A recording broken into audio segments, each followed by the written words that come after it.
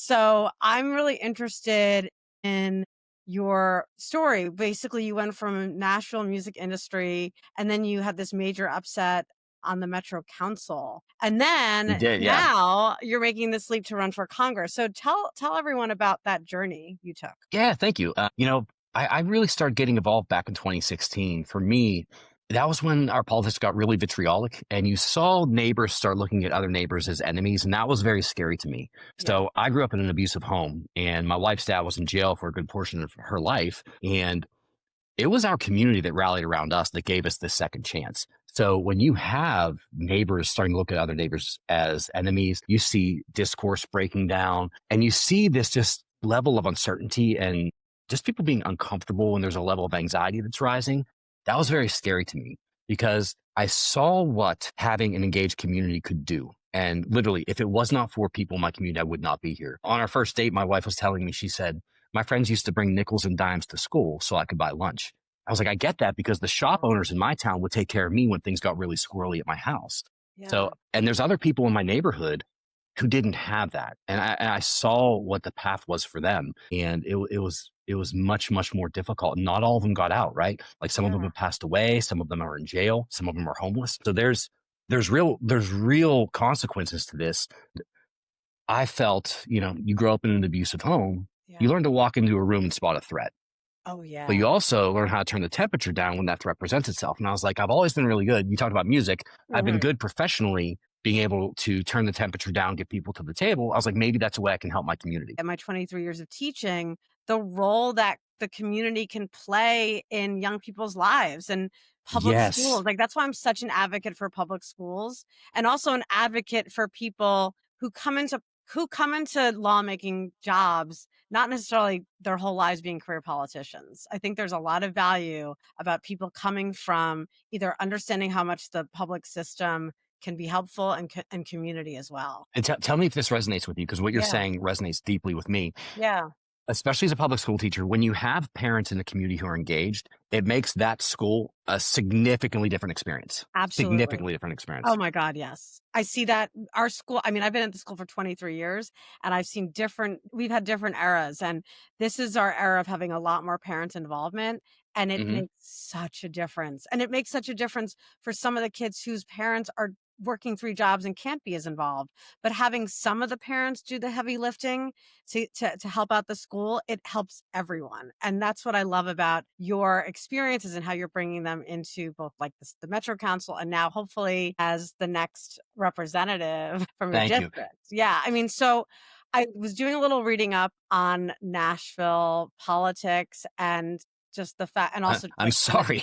yeah, I You know. probably realize how corrupt it is at the Yeah, moment. I'm Yeah. here in New York, so I'm sure we have our share of issues, but at least we vote blue and therefore are voting for people who are voting, I think, for the best interest of the people. But I was reading about how the state Republicans cut the Nashville Council in half. They did. That's so I feel like that is something that tells us a lot about where Republicans are at in terms of their appreciation for democracy, right? You want to hear some other things they did? Not only Yeah, did they go against the voters, because there was a referendum in Nashville where the voters decided to keep it at 40. They wanted to have a 40-person council. right. When they were debating the voucher scam at the state level, they held up storm relief funding for 5 months to use it as leverage to get the voucher bill over for the hump. So after, Wow. I believe it was Hurricane Helene, North Yeah. Carolina passed their storm relief within 11 days. They held it up for 5 months to use it as leverage while their neighbors suffered to get that voucher bill over the hill, over the hump. That And that then I know. And then they just voted, and it passed, to jail local officials for voting for any sanctuary policy. So we could be jailed for up to 6 years and fined. I believe it's a Class E felony. They are going to charge you with a felony for taking a vote. And I live for in the taking gentleman who, just for taking the vote. for taking the vote. And so even if it didn't pass, and they didn't define what sanctuary policy means, so it's Right. very vague. Right. So it's extremely dangerous time right now. And if we don't have people fighting back, and I'll tell you this, the gentleman who held my seat before was the former chair of the Trump campaign in Tennessee. So that gives you an idea of Oh, what my district is like. But yeah. to give you a little hope, if you remove the partisanship from a message and you focus on the values that touch people's lives every day, and I focus on opportunity, safety, and personal freedoms, Mhm. you can have really great conversations. And I tell you what, I spoke out about the legislature voting to jail local officials. You know who's pissed in my district? Conservatives and Democrats, libertarians and independents. Everybody was pissed. Yeah. Whenever they voted to cut the council, people across the political spectrum were pissed, right? Whenever they're holding up storm relief, even conservatives, Republicans, Democrats, independents, libertarians, everybody was pissed. They see what it is. But the thing is, we have to do a better job as Democrats, as independents, Mhm. as progressives, as to build trust with the community. Because right now, like you look at it, they actually trust Trump. They trust these Republicans more. Now they're willing to speak out when they disagree with something, but they trust them more. We have to rebuild that foundation of trust. When we do that, I guarantee we're going to see better results. And like I Yeah. said, I live this every single day. I talk with Yeah. people across partisan lines every single day. So what There are are yeah, lanes. what are those conversations look like? What are the things what are the things you're hearing from the community that you're addressing? Well, you have to talk about it in a way that they understand, right? Yeah. So it's very easy to talk like your tribe talks, but like for me, I grew up in the city. My wife, she grew up in East Tennessee in the rural areas, Mhm. and so like I was very aware that she's seeing things from a different perspective than me, and so just working to see how do they see the world, right? How do they receive information? I did a lot of research on what makes voters tick individually, like how do people receive information? And if, like I said, if you remove the partisanship from the message, like if you remove the partisan trigger words that you hear on cable news, and then Mhm. you focus on the values that combine us, and the three across the board are opportunity, safety, personal freedoms. And if you focus on how those touch people's lives, you can have a really great conversation. And that's what I've been focusing on every day. And we've actually expanded my coalition in district since I've been in office for the past 2 years. That's so inspiring and promising because we get a lot of bad news these days, but I think it's so important what you're doing because I think I was in Louisiana a bit this summer and talking to folks there, and a lot of people just started ignoring the South and counting them out. And that's why your race is so inspiring. Even if it wasn't Andy Ogles that you were running against, the fact that you were running and by running, you're helping people understand what the Democratic Party is really about. Because as you were referencing, it's really tough to cut through the noise of cable news. So that being said, let's talk about Andy Ogles, right? Let's talk Yeah, yeah. about this guy. I mean, there's a lot to say. I'd rather talk about you, but I think it's important to highlight this person right now. I'm trying to be polite. I mean, first of all, he's been really weak on fundraising from what I read, and he's Mm, under FBI terrible. scrutiny. And you would think that the FBI scrutiny would already, He yeah. Tell me about he that. just got approval from Congress to create another slush fund to pay his legal bills for all the investigations. And now the ethics, he has an ethics investigation in Congress led by his party. Like that's how corrupt this dude is. How do I say it? There's public servants, politicians, there's bootlickers, and then there's Andy Ogles. Like this guy, he is the worst of the worst. It's like it should be a no-brainer who to vote for. What's how do you explain yourself as the antidote to him? What's your messaging with that? I mean, it should be easy, but with all the partisanship, I feel like people just are like, well, he's my team. So even though he seems like, like you were saying, like the bottom of the bottom, he's on my team. How do you respond to that? For you and your family, he's for Mhm. himself. I want to make sure you have a safer hometown. He wants to make sure his name is in the headlines, right? I want to make sure you have a path to a better life. He wants to sell you out. That's the message. And every time I tell you what, every time I talk to conservatives in the area, they realize that he's out for themselves and they talk about it. If you conducted a poll in district right now, Republicans, Democrats, Libertarians, Independents, I guarantee you'd have a vast majority of people if the question was, would Andy Ogle sell you out to help his biggest donor? I guarantee you, vast majority of people would say yes. It's so blatantly obvious now they can't even hide it. Yeah. Well, that's why, I really, really believe that Democrats can flip this district with you running. So, what's the first headline you'd want to see written about you in Congress? You're sworn in. What's the first headline you want to see once you're in that job? I trust Mike, and Mike is showing up. Mike is showing up. He's listening. He's working. He's figuring out how to help our district. He talked about doing this from a district up perspective, not a Washington down perspective, and he's coming through on that promise. That's the What first would headline I want to see. I love that. And what would be your first priorities on day one? First priorities in day one.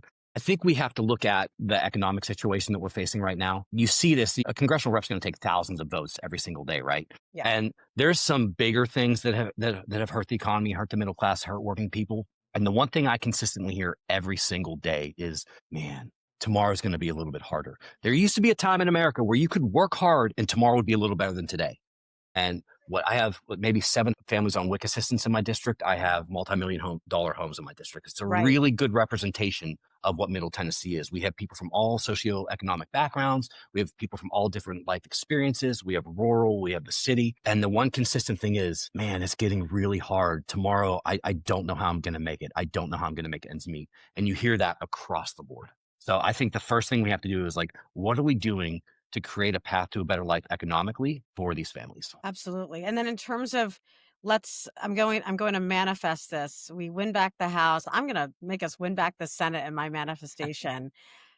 How are we going to come back from all the damage that Republicans, including Andy Ogles, have done to our democracy, to our republic? They always like to say, oh, we're not a democracy or a republic, we're both. So to our republic, to our democracy, can we recover, and what are we going to need to do now? We need to show up for people. If you can show people, if they can see and feel their tax dollars at work, and we can rebuild that foundation of trust, to me, I don't go out looking for votes. I go out looking to build trust. So when I'm knocking doors, when I'm out there talking to constituents, it's never about what can I win. It's about how do I connect deeper with this person. And if we do that as a party, if we rebuild that foundation of trust, if we do that as a society, we're gonna have success. And I think if you look back through history, right, the pendulum always swings one way and it comes back. We Mhm. have to have people fighting for the middle and the working class in power when this starts to come back, because there's a lot going on right now. There's a lot going wrong right now, right? There is, Yeah. and we are feeling it. Our institutions are being trashed. Our norms are being trashed. Our freedoms are being attacked. And it's going to get worse. I'm not going to lie. It's going to get worse. But we have to have people who are willing to fight. And when I say fight, you run into that conversation, you run into that situation, and you present an argument that not only excites your tribe and excites your base, it excites the people across the party line because they know you're fighting for them too. And we have to go out there, and we can. Elected Democrats in office piss me off so much right now. The lack of fight, the lack of willingness to get out there and tell a story. Like, I know what you're against. I know what you're against. You've been telling me for 10 years what you're against. What are you for? Tell me what you are for. And we need to create a path to a better life for Americans. And if we do that, I guarantee you we're going to get through this and that we're going to like the outcome. I love that. So if you were in office right now, what would you be doing? Like, you all go back on September 2nd. What would you do right now? Because I think that if you're following kind of the news this summer, people are really responding to the governors, to Governor Newsom, Governor Moore, Governor Pritzker. Hmm. How would you go about that? How would you go about that if you were coming back this fall to Yeah, kind of carry on it that language? Yeah.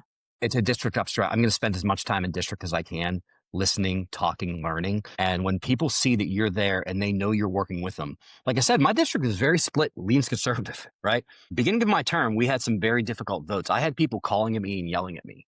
But because I show up every single day, I'm there, I'm in the street. Everyone has access to me. If they want to get to me, they can get to me.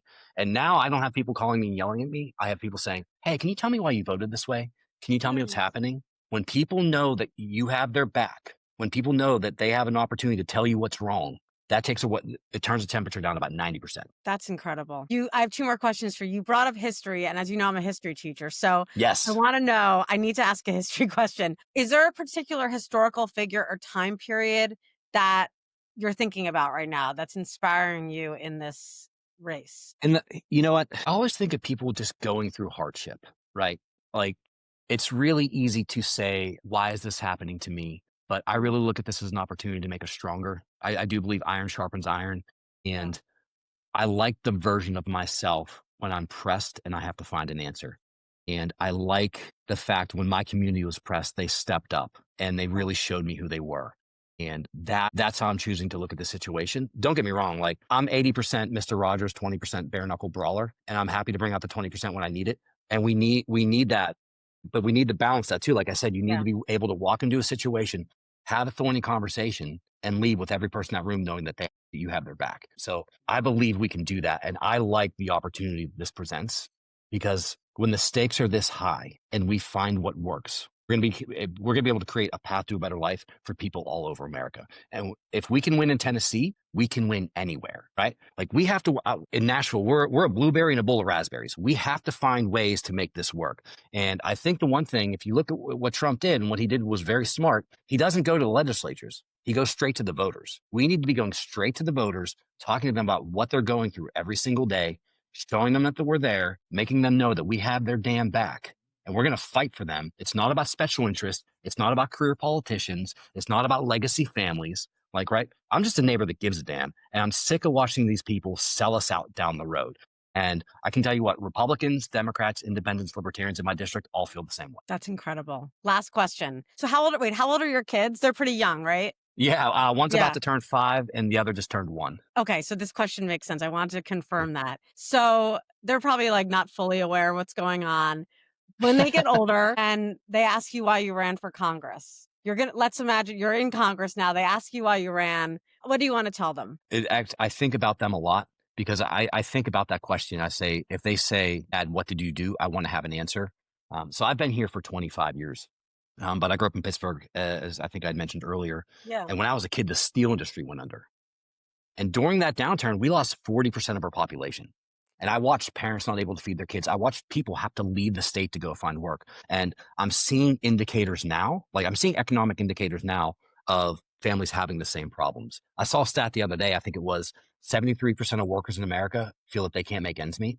You have 90% of Americans facing economic uncertainty every single day. That is not the path to a better life, right? No. And I don't know. I do feel, like I said, with my background, with my ability to turn the temperature down when things get really hot, my willingness to walk into a fight and take a couple hits, right? My willingness to do that, my willingness to get scrappy, my willingness to find a solution, knowing that I'm built well for this district and engaging and having success, talking across party lines every single day.